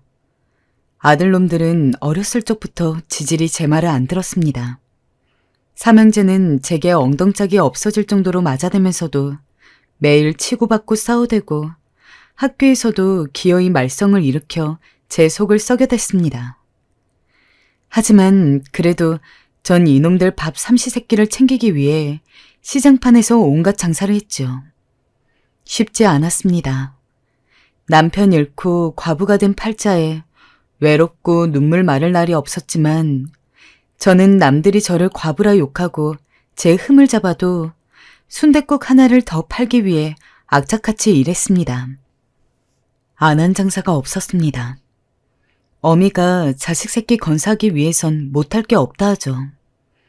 저는 시장 한복판에서 채소도 팔고 옷도 팔고 떡도 팔며 그 돈으로 삼형제를 키워냈습니다. 다행히 엄마의 눈물겨움을 아는지 삼형제들은 조금씩 철이 났고 덜 싸우고 덜 말썽 피우기 시작했습니다. 그리고 지금은 서로 의지하며 어버이날이면 엄마를 찾아와 꽃을 두고 가곤 하는 녀석들이 되었습니다. 첫째 아들은 지금 서울에서 잘 나가는 변호사가 되었고 둘째 아들은 괜찮은 회사원이 되었고 아들도 낳아 손주도 보게 해주었습니다. 셋째 아들은 저와 함께 살고 있는데 워낙에 귀엽고 싹싹한 편이라 딸 하나와 사는 것 같은 기쁨을 누리게 해주고 있죠. 참 고달픈 인생이었지만 그래도 신이 절 불쌍하게 생각했는지 가엾게 여겼는지 인생 말년은 평안하더군요. 영순이 인생의 복은 말년에 몰려있나 하는 생각이 드는 게 참으로 살맛났습니다. 그런데 문제는 몇 달 전부터 생겼습니다. 절 어머니라 부르며 살갑게 대하는 우리 며느리와 아들 밥을 챙기기 위해 수산시장에 나갔던 날이었습니다. 제가 나가자 저를 알아본 시장 사람들이 먼저 인사를 해왔습니다. 아유, 이 여사님, 또 아들내미 해주려고 나왔구만? 그럼. 다들 잘 지냈죠? 여기 사람들은 저를 이 여사님으로 부르곤 했습니다. 제가 장삿바닥에서 오래 구른 사람이라는 걸 알고 난 이후로부턴 괜히 높여 불러주는 거죠. 저는 씩 웃으며 손을 흔들다 장씨네 집으로 들어갔습니다. 장씨는 수산시장에서 제일 좋은 물건으로 장사를 하는 사람이었습니다. 게다가 인심도 좋아서 저는 장씨 가게에 자주 오곤 했습니다. 제일로 싱싱한 놈으로 줘요. 값 떨어지는 거 말고. 나 아주 정확히 알아보는 거 알죠? 그럼요. 이상한 거 줬다가 나 이 여사님한테 혼나지. 아는구만. 아니, 근데 장가는 언제 갈 거예요? 돈 좀 벌었으면 이제 좀 가야지. 그러다 좋은 여자 다 놓칠라. 아이고, 가야죠. 근데 이 여사님 말만 말고 좋은 여자 있으면 소개 좀 시켜줘요. 제 말에 장씨는 넉살 좋게 받아쳤고 그렇게 훈훈한 이야기가 오고 가고 있었어요. 저는 빙긋 웃으며 장씨가 손질하는 걸 구경했습니다. 그날따라 해산물은 어찌나 싱싱하던지 보기만 해도 펄떡거리는 게 이것들을 얼른 요리하여 얼른 아들 입에 넣어주고 싶었습니다. 그런데 대게 박스를 들고 밖으로 나오던 그때였습니다. 누군가 갑자기 제 어깨를 턱 붙잡는 바람에 저는 순간 들고 있던 대게가 든 박스를 떨어뜨릴 뻔했어요. 뒤돌아보니 늙은 남자가 저를 보고 서 있더군요. 근데 참 이상하게 그 남자 얼굴이 참 낯익었습니다. 누구세요? 나 기억 안 나? 그 사람은 웃음을 터뜨리더니 환히 웃었습니다. 너 영순이 아니야? 그 사람은 제 이름까지 알고 있었어요. 어찌 내 이름을 아는 거지? 늙어서 겁이 더 많아진 저는 괜히 뒷걸음질 치며 사나운 눈으로 그 사람을 노려보듯 보았어요. 그러자 그 사람은 당황해하며 말을 이었어요. 나 윤중원인데 우리 한 동네에 살았는데 기억 안 나니? 중원? 중원이란 이름은 낯이 정말 익었습니다. 저는 이름을 기억하기 위해 잠시 기억을 더듬었습니다. 그때 50년도 지난 기억이 제 머릿속을 스쳐 지나갔습니다. 얼굴은 못 알아봤지만 이름은 기억 깊숙이 박혀 있었거든요. 저는 눈을 동그랗게 뜨며 오빠 팔을 붙잡았습니다. 방앗간 집 아들 중원 오빠? 제 말에 오빠는 짝 박수를 쳤어요. 그래, 우리 한 동네에 같이 살았잖아. 거기 옛날에 논밭이었고 너랑 나랑 메뚜기 잡으러 댕기고 너 냇물가에 빠지면 내가 구해주고 그랬었잖아. 맞아. 저는 너무 기뻐 오빠의 팔을 붙잡고 오빠를 껴안았습니다. 정말 중원 오빠였습니다. 항상 저를 이뻐라 해줬던 오빠. 다들 못생기고 공부 못하는 저를 구박하고 미워만 할 때 우리 영순이가 나중에 커선 제일 잘 될 거라고 말하며 제게 삶은 달걀이나 제일 좋아하는 꿀떡을 형제들 몰래 갖다 주곤 했던 오빠. 그 다정한 오빠가 제 눈앞에 있었죠. 전 바로 오빠에게 다 늙은 날 어찌 알아봤냐 물어봤어요. 저번에 널 봤거든, 요 앞에서도. 그땐 긴가민가 했어. 얼굴이 변했으니까. 근데 저번에 보니까 네 아들 같은 사람이 널 영수님이라고 부르더라고. 근데 내가 아는 영순이는 한 명밖에 없지 않냐. 기억이 났습니다. 애교가 철철 넘치는 아들은 절 놀리기 위해 가끔 엄마가 아닌 우리 영순 씨 영순님이라고 부르곤 했습니다. 이름이 예쁘다나 뭐라나 그러면서 절 그리 불렀습니다. 아마 그 이름을 들은 모양이었어요. 참 세상 좁다 하지만 어찌 이렇게 만나는지. 옛날에 좋아하던 오빠를 그것도 몇십 년이 지난 이 동네에서. 그러고 보면 사람 인연이란 참 신기하고 신기했어요. 저는 오빠와 바로 차라도 한잔하고 싶은 마음에 바로 전화번호를 주었고 콧노래까지 흥얼거리며 집에 왔습니다. 그날 밤 전 처음으로 웃음을 지으며 잠에 들었습니다. 잠이 드는데 오빠 얼굴이 두둥실 떠올랐거든요. 사실 국민학교 시절부터 중학교까지 전 그 오빠를 줄곧 짝사랑했습니다. 너무 오래전이라 가물가물한 기억이지만 그 오빠가 가는 곳마다 졸졸 쫓아다녀 오죽하면 저희 아버지가 계집애가 그럼 못 쓴다며 한 번만 그 오빠를 따라다니면 다리 몽둥이를 분질러버린다 윽박을 지르곤 했으니까요. 늙음하게 제가 짝사랑했던 오빠를 만나다니 기분이 나쁘지 않았어요. 이 인연이 이어지길 바랬는데 다음날 일어나니 오빠에게서 연락이 와 있었습니다.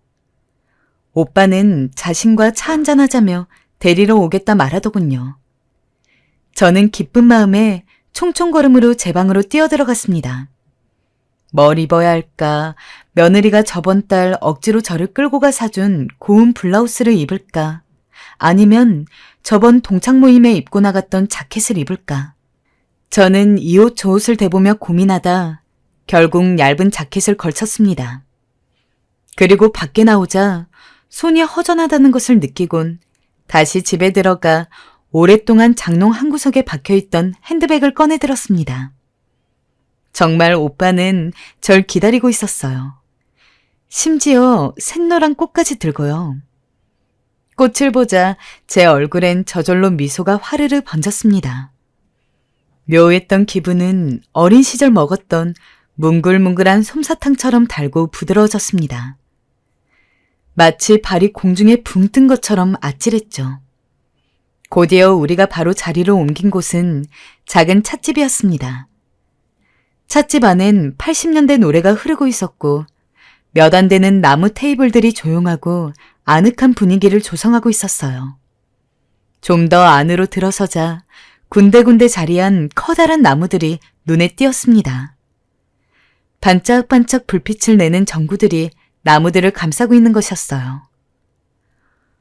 와, 이쁘네요, 오빠. 그지? 내가 좋아하는 곳인데 너랑 한번 꼭 와보고 싶었어. 우리가 앉자 잠시 후 앞치마를 두른 남자가 직접 메뉴판이라고 적혀있는 것을 갖다 주었습니다. 하지만 곧바로 저는 메뉴판의 가격을 보곤 인상을 찌푸렸습니다. 아유, 왜 이렇게 비싸 여기? 오빠, 우리 딴 데 가.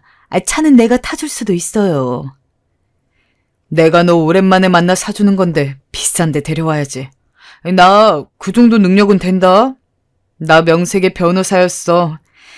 지금은 눈이 안 좋아서 활자도 잘 안 보이지만. 오빠, 변호사 됐어? 제가 놀라자 오빠는 환히 웃었어요. 하기야 오빠로 말할 것 같으면 동네 어른들도 선생님들도 입을 모아 분명 이 동네에서 용이 난다면 그 용이 오빠일 거라고 말하곤 했었으니까요. 그런데 공부 잘하고 똑똑해야 할 수 있는 변호사가 됐다니. 시장 바닥에서 구른 저와 달리 우아하게 책상에서 다리 꼬고 서류를 들여다보는 오빠를 상상하니 역시 오빠는 멋있게 늙었구나 싶었어요. 그때 오빠가 물었습니다. 너 오빠들은 잘 사니? 가족을 묻는 질문에 저는 고개를 절레절레 저었습니다. 사실 어린 시절은 생각만 해도 속이 타들어가고 절로 화딱지가 나는 시절이었죠. 저는 뜨거운 차를 목구멍으로 다시 뱉고 싶은 심정으로 말을 이었습니다. 우리 엄마가 끔찍하게 생각하던 장남 오빠는 이상한 여자 만나가지고 결혼하고 잠수 타버렸고, 둘째 오빠는 고시 공부만 10년 하다가 부모 등골 빼먹었고, 셋째 오빠는 전봇대에서 일하다가 떨어져서 다리 고장나서 엄마 가슴에 내 가슴에 평생 못 박았어. 나 혼자만 멀쩡해. 아이고, 그랬구나. 영순이 네가 고생이 많았겠다. 오빠는 제 말에 한숨을 푹 쉬었습니다. 아무렇지 않게 말하려 했지만 제 말 속에 들어있는 고통을 눈치챈 것이었어요. 고생이야말로 말해 뭐예요. 그냥 늘 내 팔자에 따라붙어 다니는 거라 생각하며 살았죠. 뭐 시장 바닥에서 장사해 애들 먹여 살리는 것도 고생이었고, 돈 못 벌어오는 남편에게 얻어맞은 것도 고생이었고, 다 고생이죠. 영순아. 순간 오빠는 절 눈물이 그렁한 눈으로 쳐다보았어요. 아마도 제가 지냈던 세월을 돌이켜보는 듯 했습니다.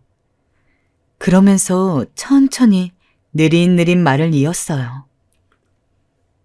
너 참 똑똑했는데, 요즘 시대에 태어났으면 너 같은 애는 대학까지 나와서 판사, 의사, 아니 더한 놈도 됐을 거야. 난 항상 그렇게 생각했어. 네가 가족들 뒷바라지하느라 그 좋아하는 공부도 못해가면서 네 엄마 따라다니며 일 나갈 때 내가 참 마음이 많이 아팠다. 그래서 더 잘 살길 바랬는데 우리 영순이가 많이 힘들었겠구나. 오빠는 항상 오빠들 뒷바라지하기 위해 키워진 제 처지를 안타까워하곤 했어요. 어린 시절에도 저는 그런 오빠를 보며 잠시나마 따뜻함을 느꼈고 위안을 느꼈습니다. 하지만 오빠가 지금에 와서 다 늙은 절 애틋한 눈으로 쳐다보는데 오빠의 눈물을 보자 저도 모르게 가슴 한켠이 뜨거워졌습니다. 이대로라면 눈물이 나올 것 같아 급하게 손수건을 꺼내드려야 했죠. 때마침 주문한 뜨거운 꽃차가 나왔습니다. 꽃이 물속으로 퍼지는 게 참 곱고 이뻤는데 문득 오빠가 꽃차를 보며 이 이쁜 게 꼭 너 같단 말을 하더라고요. 징그러워. 이쁜 게 나 같다니. 다 늙었는데 무슨. 하지만 저는 그리 말하면서도 가슴이 콩닥거렸습니다. 이 나이 먹고 무슨 주책인지는 모르겠지만 이상하게 설레었습니다. 저도 여자는 여자인 것 같았어요. 저희는 꽃차를 마시며 마저 대화를 이어나갔습니다. 오빠, 어떻게 산 건지 자세히 좀 말해봐요. 난 별거 없다. 오빠는 별거 없다는 말로 시작하여 그간의 얘기를 들려주었습니다. 서울대에 합격하고 사법고시에 합격해 변호사가 되고 사람들을 변호하는 일에 사명감을 느껴 일에 미쳐 살다 어느 날 같은 회사에 다니는 여직원과 사랑에 빠졌고 그 여자와 결혼하고 자식 낳다 보니 이 나이가 되었다고. 하지만 인생을 얘기하는 오빠의 목소리는 어딘지 쓸쓸해 보였습니다. 이번엔 제가 물었습니다. 처는 건강해요? 병은 없고? 아내랑은 끝난 지 오래됐어. 끝났다고요? 제가 놀라자 오빠는 쓸쓸히 웃으며 입에 찻잔을 대었습니다. 20년 전에 바람이 났어. 그것도 내 친구랑. 네? 제 목소리가 커졌습니다. 오빠는 담담히 말을 이었습니다. 어느 날 집에 돌아와 보니 아내의 바람 장면을 목격했고 그걸 보는데 순간 눈앞이 컴컴해지고 근데 더 눈앞이 어두워지는 일이 일어났다고. 때마침 아이가 학교에서 돌아와 타닥타닥 집으로 들어오는 소리가 들렸다고. 그래서 그 순간 다급히 아이를 끌고 밖으로 나가 아이와 함께 정처 없이 밖을 걸어다니다 아이의 배고프단 말 한마디에 함께 눈물의 떡볶이를 먹었다고. 오빠의 사연을 듣는데 절로 눈물이 났습니다. 이런 못된, 이런 나쁜 여편네가 어떻게 사람의 탈을 쓰고 그런 짓을 벌여? 제 새끼 앞에서? 나 그래서 지금도 떡볶이는 아주 싫어한다. 우리 딴 건 몰라도 그건 먹지 말자. 떡볶이 먹지 말잔 우습게소리를 하는 오빠의 목소리에선 처량함이 느껴졌습니다. 오빠가 너무 불쌍했습니다. 저는 오빠에게 이혼하길 100번 잘했다며 자식 위해서라도 그게 맞다고 잘한 거라고 오빠를 위로했습니다. 오빠는 힘없이 고개를 끄덕이다 어차피 지난 일이라 말하며 이번엔 제 인생사를 물었고 저도 남편 잃고 과부되어 삼형제를 키운 일을 말했죠. 사람들이 뒤에서 저를 과부라 말하고 제가 남자랑 말했다 싶으면 수근거린 소리를 들으면서도 시장통에서 꿋꿋이 음식을 만들고 나르던 고단한 영순이의 이야기를 했지요. 그러면서 고생고생 자식들을 건사한 이야기를 했죠. 오빠는 제게 그 모든 걸 견뎌낸 네가 참 대견하고 기특하다 몇 번이고 말했습니다. 그 말이 어찌나 따뜻하게 들리는지 몇 번이고 다시 듣고 싶어졌더군요. 우리는 이야기를 나누고 찻집 앞에 펼쳐진 꽃밭을 구경하러 나갔습니다. 우린 그 이후에도 가끔 만나 밥도 먹고 차도 마셨습니다. 지금껏 제대로 받지 못한 사랑, 주목을 마음껏 받을 수 있으니 참 꿈만 같은 날들이었죠. 하지만 자식들에겐 말하지 않았습니다. 눈치 빠른 아들이 혹시 요즘 엄마 무슨 좋은 일 있냐 물었지만 괜스레 주책 떤다는 이야기를 들을까 숨겼죠. 하지만 그게 최대의 실수일 거라는 건 예상치 못했습니다. 그러던 어느 날이었습니다. 아들이 해외로 출장을 가야 해서 일주일 동안 미국에 머문다는 것이었습니다. 엄마, 나 잠시 해외 출장 때문에 한 달 정도 집을 비워야 해. 엄마 혼자 괜찮지? 그럼 나 혼자 못 있을 게 뭐야. 갔다 와. 알겠어. 그럼 영순신 나 기다리고 있어. 보고 싶어도 조금만 참고. 원래였더라면 섭섭하고 불안하기도 하고 있겠지만 저는 그렇지 않았습니다. 겉으론 아쉬워했지만 푼수 같게도 마음껏 오빠를 만날 수 있다 생각하니 좋았죠. 아들이 떠나자 저는 오빠와 마음껏 만나며 만난 것도 먹으러 다니고 실컷 꽃구경도 했어요. 그리고 어느 날 지금까지 대접만 받았던 게 미안해 오빠를 집으로 불러 밥을 해먹였습니다. 갓 지은 밥, 호박을 송송 썰어 넣은 된장찌개, 집에서 직접 잼 김, 오빠가 좋아하는 젓갈, 계란찜, 멸치볶음, 하나하나 정성스레 준비한 것들을 상에 올려놓았죠. 이야, 이걸 다 네가 한 거야? 아이, 대단한데? 음식 솜씨가 기가 막히다. 아유, 시장통에서 밥도 팔고 다 했는데 이거 못하면 안 되지. 맛있다니 다행이네요. 오빠, 또 먹고 싶으면 먹어요? 정말 맛있었는지 오빠는 그 자리에서 2공기를 뚝딱 해버렸습니다. 나 밥 2공기 먹은 거 몇 년 만인지 모르겠어. 나이 들어선 입맛도 다 떨어져 나갔는데 너가 해준 밥 먹으니 참 좋다. 아이고, 칭찬은, 됐네요. 몸들 바 모르겠어요. 그만해요. 정말이야, 영순아. 옛날 생각나고 좋다.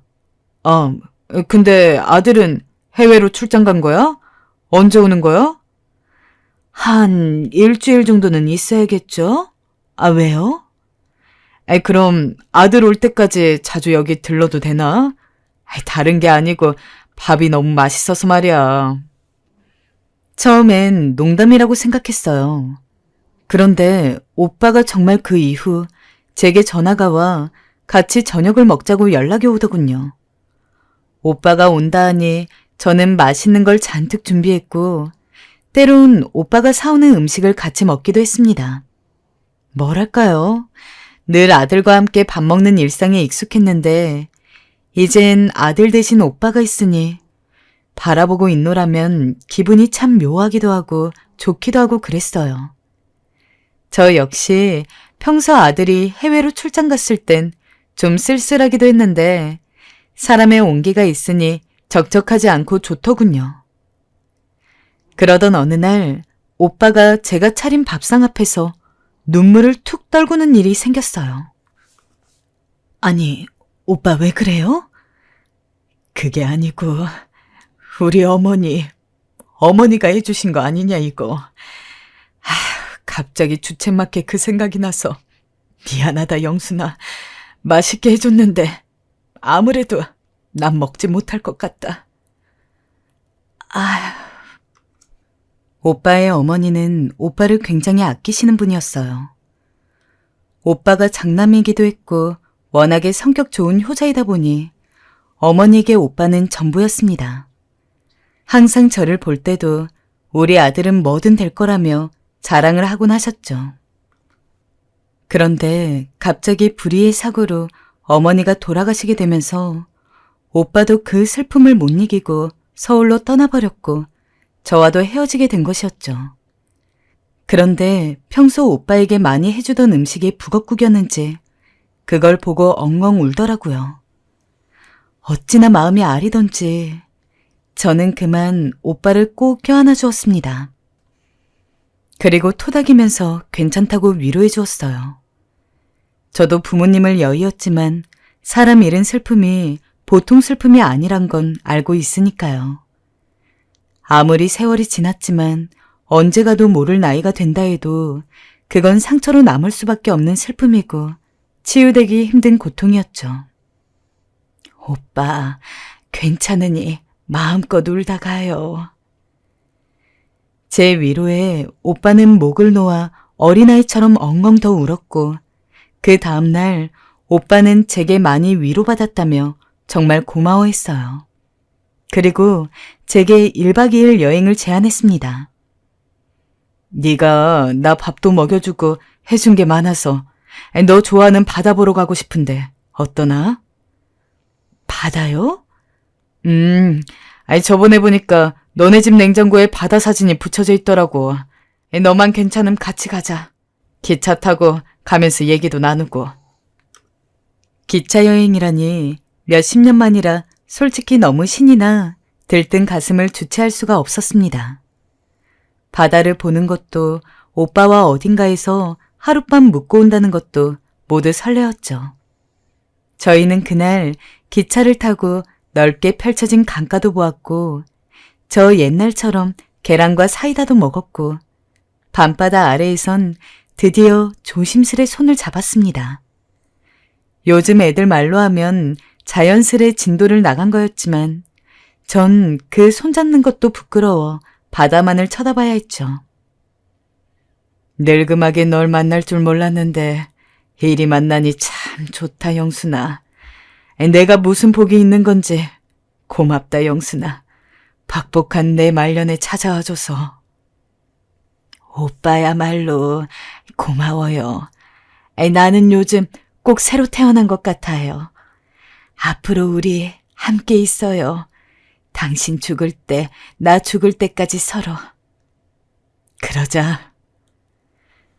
저흰 그날 그렇게 서로 함께 있어주기를 약속했습니다. 죽을 때까지요. 여행을 갔다 온 이후로 오빠와 제 사이는 더 돈독해졌습니다. 우린 마치 애틋한 노부부처럼 서로의 안부를 물었고 병원도 같이 가주며 건강을 챙겨줬어요. 이쯤 되니 저도 이젠 자식들에게 오빠를 소개해주면 좋겠다는 생각이 들더군요. 자식들도 나이가 들었으니 이해할 것 같고 오빠가 아버지처럼 잘 챙겨줄 사람이니 좋아할 것 같았어요. 아이고, 네가 영순이 첫째 아들 민우구나. 네, 안녕하세요 어르신. 어머니께 얘기 많이 들었습니다. 요즘 저희 어머니 많이 행복하게 해주신다고요. 내가 더 행복하지. 가만히 있어보자. 여기는 둘째 아들 준우이고, 여기가 셋째 아들 현우고. 맞나? 네, 맞습니다, 어르신. 우리 영순 씨한테 듣기론 니들이 고생 없이 잘 자라줬다 하더라. 오늘은 고마운 마음에 내가 사는 날이니 많이 먹고 또 간간히 연락도 하자꾸나. 분위기는 생각 이상으로 더 화기애애했어요. 아이들은 제게 반려자가 생겼다는 걸 진심으로 기뻐해줬고 오빠 역시 점잖고 좋은 사람이라 안도하는 눈치였습니다. 허나 이상하게도 막내 아들 현우는 어딘지 불편해 보였어요. 왜 그러니, 현우야? 아니, 그게 아니고. 엄마, 난 모르겠어. 솔직히 저 아저씨, 아니, 저 어르신 느낌이 쎄해. 변호사 있다고 하는데 말하는 거 들어보면 법쪽 잘 아는 것 같지도 않고. 아까 형이 몇 개 질문했는데 어버버 했잖아. 딴 데로 괜히 화제 돌리고. 늙으면 다 그래. 뭐 기억이 나겠어? 그냥 오늘 긴장도 되고 그만둔 지도 오래됐고 하니 그런 거야. 얼른 들어가서 밥 먹어. 저는 현우가 그때까지만 해도 괜히 엄마에게 남자친구가 생겨 질투를 하나 싶었어요. 제 아들이지만 아직까지도 절 꼭 붙들고 살 정도로 유독 저에게 애정을 많이 표현하곤 했거든요. 오죽하면 동네 사람들이 현우 장가 못 가는 건 다 저 때문이라고 말할 정도였죠. 하지만 현우는 그게 아니라며 이번만큼은 자기도 정말 느낌이 이상하다고 그 말을 계속 반복했어요. 오빠도 나중에 이 사실을 알고 현우를 따로 만나 밥도 사주고 술도 사주고 꽤 친하게 지내려고 노력을 했지만 현우는 이상하게도 마음을 열지 않았습니다. 그리고 저는 현우의 말을 들었어야 한다는 걸 깨달았습니다. 바로 그로부터 정확히 한 달 후였어요. 오빠와 평소 가던 찻집에서 차를 한 잔 마시고 있었는데 그 사람 휴대폰으로 갑자기 문자 하나가 도착했어요. 오빠가 화장실에 간 사이라 어쩌다 제가 확인하게 됐는데 왠지 모르겠지만 험악한 말로 가득한 문자였어요. 형씨, 돈 들고 튈 생각하지 마요. 말일까지 갚지 않으면 내가 어찌할진 당신이 알지? 순간 그 문자 내용을 보고 너무 놀라 이쪽으로 오는 오빠에게 달려가 문자 내용을 들이밀었습니다. 오빠는 얼굴이 살짝 하얗게 질리더니 한숨을 푹 내쉬더군요. 아니, 무슨 일인지 얘기를 좀 해봐요. 뭔 일인데 그래요? 그게... 말을 잇지 못하는 오빠 옆에 앉아 저는 한참을 붙들고 물었어요. 그러자 오빠 입에서 나오는 얘기는 너무나 충격적이었어요. 오빠의 아들 중 한 명이 이번에 크게 사기를 쳤는데 그게 오빠 명의로 이름을 팔아 사기를 쳤다고 하더라고요. 그래서 빚쟁이들이 자기에게 연락이 오고 있다면서 당분간 이 빚을 갚아주기 전까지 계속 자기를 괴롭힐 거라고 하더군요. 아니, 그럼 어떡해요? 돈은 갚아야 하잖아요. 그 큰 돈은 있어요? 어느 정도는 노후자금 처분해서 갚았어. 근데 다는 못 갚았어. 1,000만 원 정도가 더 필요해. 미안하다, 영순아. 미리 말하지 못해서. 괜히 네 마음만 복잡하게 할 것 같아서 그냥 내가 해결하고 싶었어. 그리고 걱정하지 마. 빌릴 곳 있어. 있긴 없는 얼굴인데. 아니에요, 오빠. 그 돈 내가 해줄게요. 이 사람들 지금도 뭐라도 들고 쫓아올 기세인데 정말 큰일 나면 어떡해요. 돈은 천천히 갚아도 돼요. 영순아, 이래도 될지. 저는 자식 때문에 고생하는 오빠의 처지가 너무 안쓰러웠고 그 자리에서 바로 1억을 입금해 주었습니다. 사실 전 자식 복이 있어 힘들게 키우진 않았지만 오빤 처복도 없었고 자식 복도 없었으니 얼마나 힘들었겠어요. 전 당연히 해줘야 한다고 생각하며 한치의 의심 없이 돈을 주었고 돈을 빌려주고 난 후 다행스럽게도 한동안 빚쟁이들에게서 무서운 문자는 오지 않았습니다. 오빠는 종종 제게 미안해하면서 어떻게든 돈을 갚겠다 했지만 이미 죽을 때까지 함께하기로 한 거 그깟 돈이 뭐 중요하겠어요? 그냥 제 반려자이니 제가 책임질 부분이라 여겼던 것 같아요. 물론 자식들에겐 말하지 못했습니다. 말을 하면 특히 막내 아들 현우가 반발이 심할 것 같았고 오빠가 저에게 돈 때문에 접근했다는 등 이런 말을 꺼낼 것 같았어요. 그런데 오빠의 돈 문제는 쉽사리 해결되지 않았어요. 생각지도 못한 곳에 빚이 더 있었던 건지 오빠는 자식 문제로 너무 힘들어했고 그이의 안색은 나날이 어두워져 갔습니다. 나중엔 밥도 먹지 않았는데 이러다 쓰러지기라도 할까봐 걱정이 될 정도였어요. 오빠, 죽이라도 먹어봐요. 내가 어제 쓴 건데 고소하고 맛있어요. 이거라도 먹어야지. 지금 하루 종일 공복이잖아요. 아니야, 괜찮아. 오빠의 힘없는 얼굴을 볼 때면 저도 마음이 같이 안 좋아졌습니다. 그러던 어느 날 아들이 해외 출장을 다시 가게 될 일이 생겼어요. 이번엔 전보다 더 길었어요. 저는 잘 됐다 싶어 오빠를 우리 집으로 모셨고 옆에서 오빠를 간호하면서 보살폈어요. 처음 일주일은 참 좋았습니다. 서로 아침에 깨워주고 밥도 짓고 같이 잠에 들고 모든 게 좋았어요. 오빠도 점점 기운을 차려가는 듯 했고요. 하지만 이 행복은 제가 이 인간의 실체를 알게 되기 전까지만이었죠. 이 인간의 실체를 알게 된 건 바로 그날이었습니다. 제가 요즘 통 못 먹는 오빠를 위해 전복죽을 끓여주고 싶어 말없이 수산시장에 장을 보러 간 날이었죠. 갑자기 전화가 걸려왔습니다.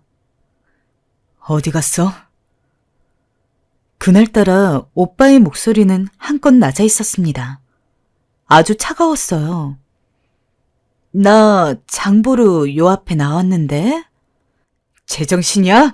말을 하고 나가야 하잖아. 갑자기 오빠가 버럭 화를 냈습니다.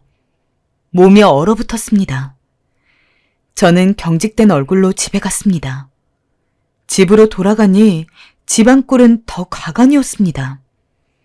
오빠가 물건들을 던졌는지 완전히 어질러져 있었고 깨진 유리 조각들로 범벅이 되어 있었습니다.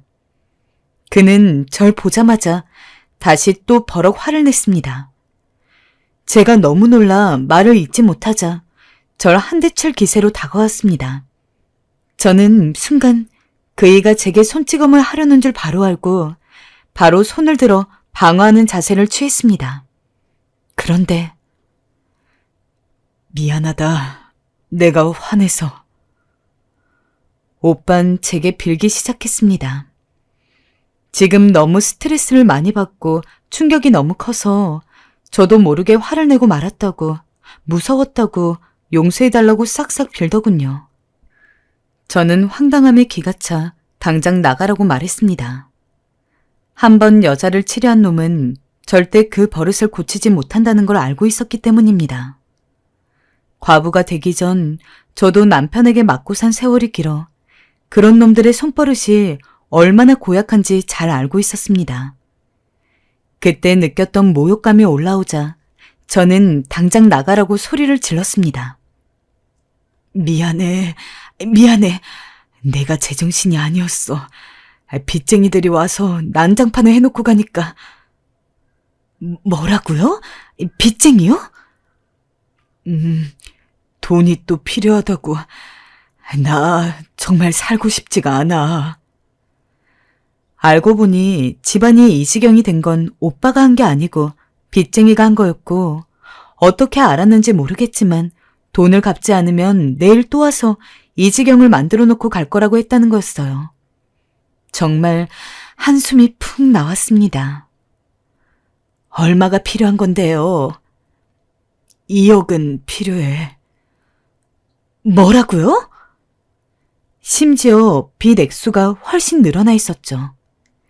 그제서야 저는 약간 감당할 수 없는 무언가에 빠진 것 같다는 생각이 들었습니다.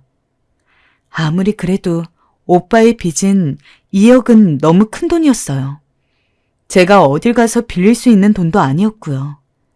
거기까진 무리겠다 싶었습니다. 한 번만 해줘. 영순아, 네 아들한테 부탁해봐. 첫째 아들 변호사라며. 돈 좀 벌었을 거 아니야. 넌 자식도 셋인데 그깟 2억이 무슨 문제겠니? 오빠, 자식 돈을 어떻게 그리 할 수 있겠어요. 나도 생각할 시간이 필요해요. 미안해요. 일단은 급한 대로 나도 내 돈 5천 정도는 빼올게요. 하지만 그때였어요. 너 지금 나 무시하냐? 겨우 5천? 지금 그게 말이 돼? 나는 2억이 필요하다고! 오빠는 갑자기 소리를 버럭 지르더니 집안에 있는 물건들을 자기 분이 풀릴 때까지 던지기 시작했습니다. 저는 너무 무섭고 고개를 숙이고 귀를 막을 수밖에 없었습니다. 그리고 그 인간은 엎드려 있는 제 위에 대고 위협적으로 말했어요. 아들한테 전화해서 돈 달라고 해! 얼른! 저는 겁에 질려 고개를 끄덕였고 황급히 아들들에게 전화를 걸었습니다. 예, 첫째야. 엄마가 지금 급하게 돈이 필요해서 그런데 1억 정도만 줄 수 없겠니? 네? 지금 바로요? 엄마, 무슨 일인데 그러세요? 괜찮아요? 아니. 그 순간 저는 울음이 터지고 말았어요. 제가 울자 그 인간은 곧바로 핸드폰을 가져가더니 전원 버튼을 꺼버렸고 좀 전보다 훨씬 무서운 얼굴로 전화가 끝나자마자 한 번만 더 울면 가만두지 않겠다고 협박했어요. 이런 공포는 처음이었어요. 너무나 두려웠습니다. 저는 어쩔 수 없이 이번엔 둘째 아들에게 울음을 삼키며 전화를 해야 했어요. 그런데 둘째 아들은 전화를 또 안 받더군요. 셋째에게 전화를 할 땐 정신이 나갈 지경이었어요. 제발 아이들이 내 상태를 알고 경찰에 신고를 해주었으면 했는데 첫째는 눈치조차 채지 못한 것 같았습니다. 다행히 셋째가 전화를 받았어요. 엄마, 나 지금 급하게 회의 들어가 봐야 해서 조금만 이따 전화 걸어도 될까요?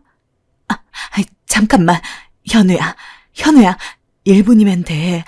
엄마, 돈이 필요해. 네?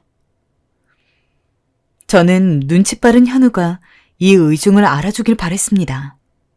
갑자기 돈을 빌려달라고 하면 당연히 이상하게 생각할 테니 다른 형제들에게 전화를 해볼 거고 그럼 엄마가 위험한 상황에 처해 있다는 걸 알게 될 테니까요. 하지만 그 남자는 현우가 무슨 말을 하려는 사이 갑자기 이건 아니다 싶었는지 획 전화기를 빼서 자기 주머니에 찔러 넣더군요. 안 되겠다. 방법을 바꿔야겠어. 하고 중얼거리더니 저를 방 안으로 끌고 들어간 후 밖에서 문을 잠궈버렸습니다.